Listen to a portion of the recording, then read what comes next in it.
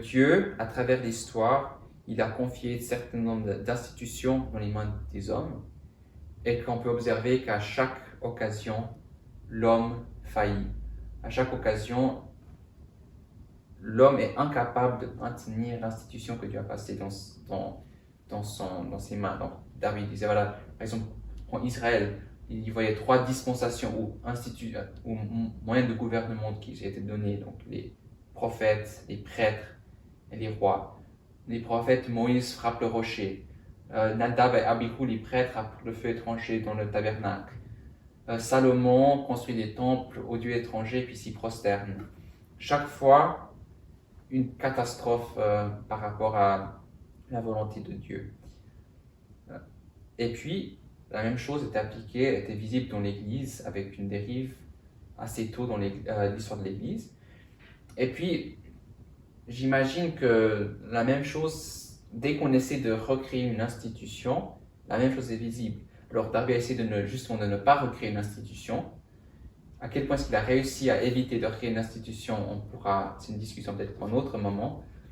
Mais c'est clair que l'histoire des assemblées est une preuve de plus que l'homme est incapable de garder pure quelque institution que Dieu donne. Puis donc, la seule institution qui sera parfaite, c'est celle que Jésus établira lui-même au millénium. Puis ça, ce sera une démonstration de plus de la gloire et la perfection de Dieu par rapport à l'incapacité et le péché de l'homme. Et ça, c'est quelque chose qui va unir, je pense, vraiment tous les chrétiens, parce que tout le monde est d'accord que là où le péché abonde, la grâce a surabondé. De quelle manière on va pallier aux fautes humaines, avec quelle structure, quelle institution, les gens vont arriver à des conclusions peut-être différentes, mais personne ne peut nier le fait que l'homme est rempli de péché, mais Dieu, il est rempli de bonté, et de grâce et de miséricorde. Et quand on regarde, je ne sais pas pour toi Marc, mais pour moi, je réfléchis et je pense à l'histoire des assemblées. Il y a un côté, bien sûr, de s'humilier devant Dieu et dire « Seigneur, dans tout ça, c'est que toi qui as fait les choses comme il fallait parfaitement. » Et un autre côté où on peut avoir cette assurance de l'espérance du jour qui viendra, de ce jour qui viendra où Dieu établira les choses comme nous on le veut aussi, mais comme lui il le veut parfaitement.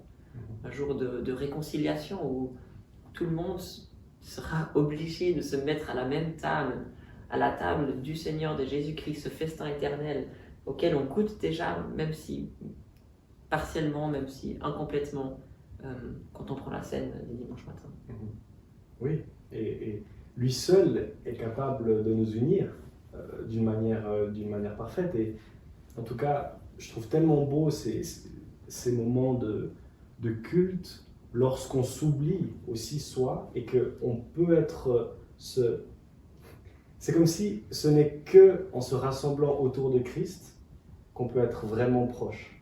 Parce qu'on a ce point concentrique quelque part qui nous unit. Et puis c'est aussi ça notre héritage avec ce désir en fait de vraiment être réunis autour de la personne de Christ.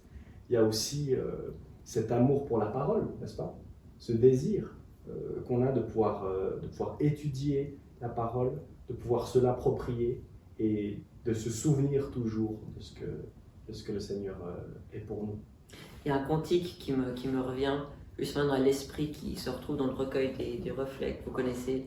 Fixons les yeux sur Jésus. Quand je regarde à moi parfois, ou on pourrait dire quand je regarde à mon association, ou à ceux qui s'associent à moi aussi, mais que de déception parfois, mais c'est ça qui démontre et qui prouve finalement la gloire de Dieu. Fixons les yeux sur Jésus, ça change la perspective complètement.